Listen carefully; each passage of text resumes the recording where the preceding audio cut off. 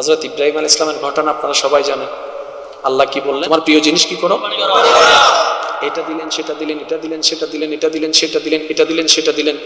রব বলে যে কিন্তু নিজেও বলতেছে না তোমার ছেলেকে দাও। সুবহানাল্লাহ।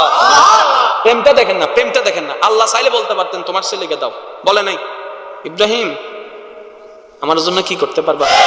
আচ্ছা, আল্লাহ ইব্রাহিম নবীকে বললেন তোমার পছন্দের জিনিস দাও, তোমার পছন্দের জিনিস দাও। উনি এটা দেয় সেটা দেয়, এটা দেয় সেটা দেয়, এটা দেয় সেটা দেয়। এবার ভাবতে লাগলো না আমার পছন্দ, আমার পছন্দ, আমার পছন্দ। ও, যেটা আমার সবচাইতে পছন্দ ওইটা বলতেছে আল্লাহ। যখন ইব্রাহিম গলার উপর ছুরি রাখলো, কার? নিজের কলিজার টুকরার।